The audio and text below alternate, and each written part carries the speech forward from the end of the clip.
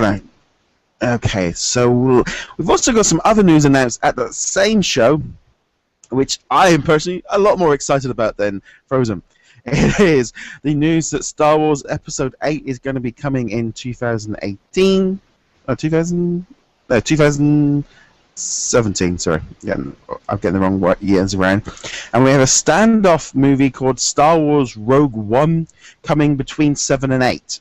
Now, we've got 7 out this year, Rogue One next year, and then Episode 8 the year after. And then we know 9 is coming at some point and some more spin-offs. Wait, but, you sure it wasn't 17 and 18, like Rogue One 2017 and... I'll have a very quick check for us. Yeah, so yeah, what do you think of the movie, of that news anyway? I was going to say, while you check, well, I mean, we were bound to find out a release date for Episode 8 since we're, since we finally have Star Wars coming out this year, even though it's towards the very end of it, but it's still coming out this year. Rogue One was quite a curveball. Did not expect that, but it was a really great curveball. It's one of those curveballs that land in the sweet spot of the strike zone, and you just pop it for a home run. That sounds like an amazing idea. Oh no, I guess well, then again, This is our so it's 16, 17. That's actually faster than I anticipated. That's 1 year, isn't it? Yeah. So anyways, but yeah, just the idea of Rogue One, it's exciting. It's a story. I mean, obviously everybody thinks of wanting to hear like an origin story of Yoda, or even seeing a bounty hunter story with either Boba Fett or whatever. But Rogue One, I don't know. I'm excited. I want to see who they're going to choose as far as like being a lead, or are they going to follow the existing characters? I mean, I'm just like, it's going to be interesting. What do you think about this? Well, that's quite. I'm looking at here at the information. The fact that the second Episode 8 is going to be coming out on May 26th, 2017. Oh my God, that's a few days away from my 37th birthday. Crikey. So yeah, so that is kind of scary. But also, I'm really excited about something different. This Rogue One kind of gives them freedom to go out and to branch into something different. Star Wars is going to be a major part of Disney for very, very long now. There is no doubt in my mind that Disney are looking at Star Wars major acquisition. They spent a fortune on it. But they're going to have to do something new and original with it. They as much as we got those characters that we love, and things like Chewbacca and Yoda, but Yoda's, I don't want to break it to anyone, but he did die at the end of Return of the Jedi. There's only so much time. I said an origin story. Yeah, they could do that, and I think they can go back and they can redo some of these things a bit. Disney do love to do prequels. But I do always think as well, there's only so many prequels that they're going to be able to do with everything. Eventually they're going to run out of things to go back and redo. So they're going to have to come up with something new. And I love the idea that these new sort of, it's like Rogue One, this is a brand new story, brand new characters, set in a different sort of part of the universe. It gives them scope to go off. And I'm just really excited about having, there's always that thing of going, you like that connection to the past. But I'm also I would like them to go somewhere new. I want to see something fresh, something interesting. Nostalgia's great, but it only works for so long. Eventually you kind of go, well, yeah, okay, I know what, give us a decent villain. Give us a new Darth Vader. Give us something that can inspire a new generation rather than just keep rehashing stuff. So, I do want the original cast to be in it at the beginning, but all I want it to be is, here's the torch, go run with it. And that's kind of, you could have Harrison Ford on his bed, talking to his kid days about, because let's be honest, the amount of accidents he's having, he's not going to be moving around much in this movie. But especially after the whole plane crash recently. Well, he broke his leg as well, didn't he? Before that. Yeah, that was on set, I believe. Yeah. Yeah, he's not having a very good luck with this movie. So Well, you know, he's Indiana Jones. He's rugged. He's gonna do that stuff. So. yeah.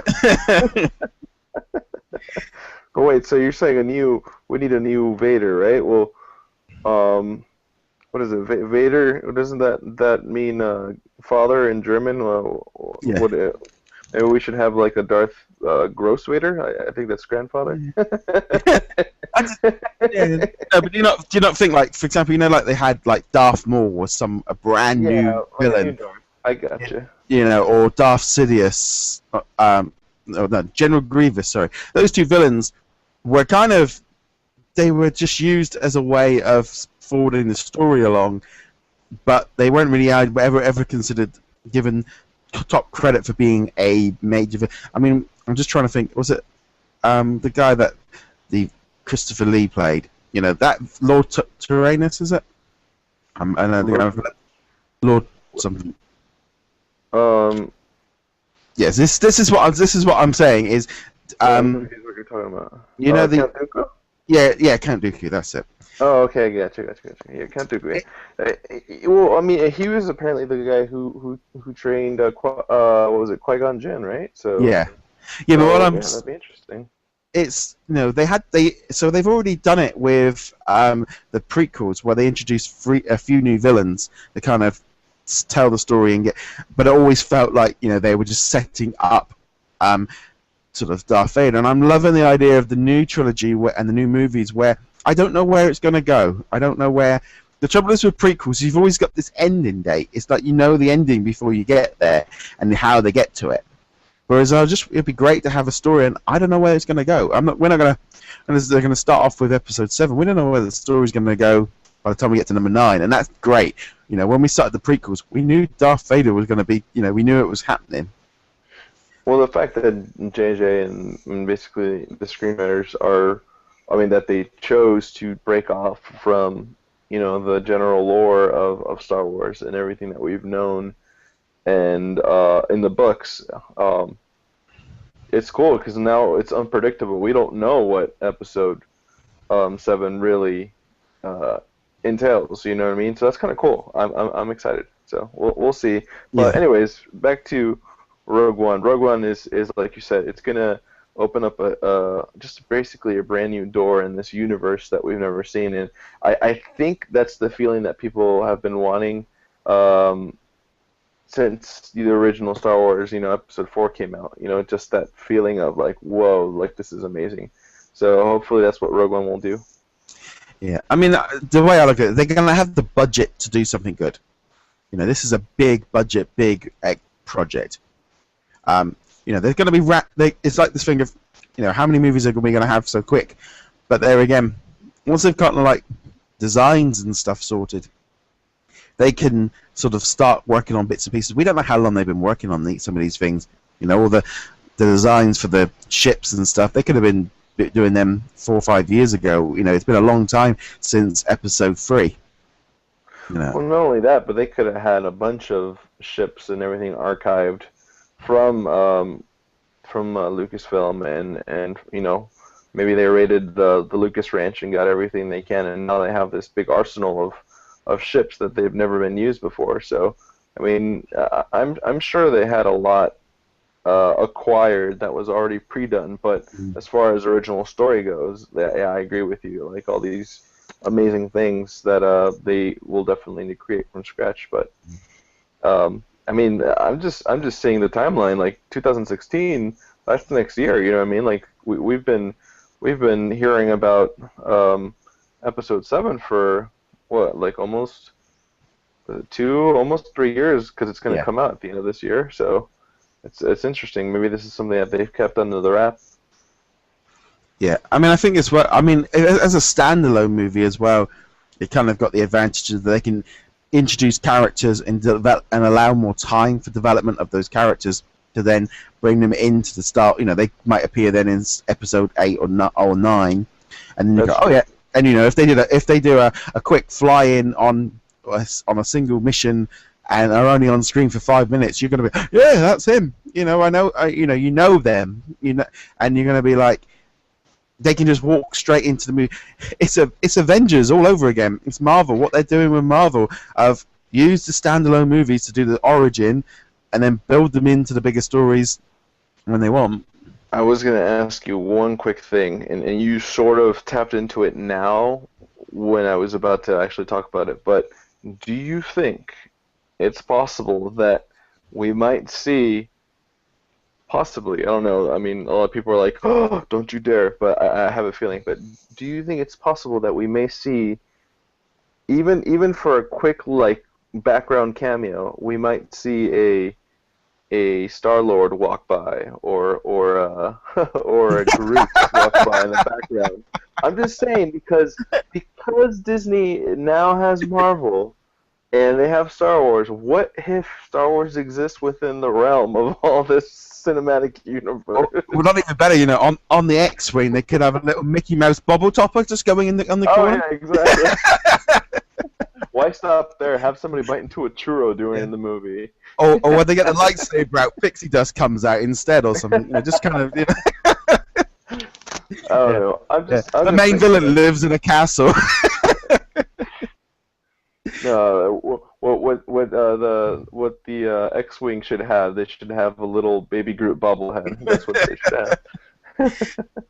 No, I don't think they're going to be mixing it with Marvel. I think they know that they've got to keep the two. I can't. Hey, let's be honest. In 20, 30 years, when everything's all integrated, could we see crossovers? Maybe. Who knows? I'm just thinking it could be a little Easter egg. That's what I'm thinking. I mean, it's something that they don't plan to ever mix, but maybe a little hidden Easter egg. I think all they're going to be doing in these ones is trying to do little Easter eggs to nods to the past, and I think that's there's a ship there that was was it in the junkyard. There's a ship that we'd seen before, or that animal is an older version. I think Easter eggs are going to. I don't think. Yeah, I can't see them having a cassette. Well, I'm just saying because the prequel, the prequel had E.T. in it. So I'm just thinking they could totally do a little cameo. You did see when they had E.T., right? It was no. Oh really? See, now you got to rewatch them. where they're in the main console and they're talking and they're electing another head chancellor. They have all the different alien races in the little saucer things, and they're voting and then one of them, for 2-3 seconds, you see in the bottom right corner, there's 4 ETs sitting in the ship, and they're all in agreement. Obviously because George Lucas and Spielberg had this great connection, but there's little Easter eggs that you'll find. So now you got to rewatch it. Now you've got me. Now you've got me intrigued. Now I'm actually. Oh, here we go. Oh yeah. Hold on. I'm gonna bring it up for everyone, because I was unaware of this situation. Well, for all of you people who didn't know that, there you go. There's an Easter egg. There we go. There's ETs in it. Wait. Oh, there you go. There you go. Wow, I've never noticed. Yeah. When you watch it, it's definitely it's the scene where they're electing a new head chancellor. You'll see that's the only scene you'll see of the ETs. But yeah, they look too tall there now. But yeah. Well, obviously they wanted them to pop out a little bit. Two of them are sitting. Actually, they're all sitting in chairs. Yeah. See, you learn something new every day. See. I've never seen that. So is it possible that we might see a Groot walk in the background? You never know. It's possible. yeah. I am Groot. Yeah. Have you seen Darth Sidious? I am Groot. Yes. Groot you are. There we go. The Groot is with you.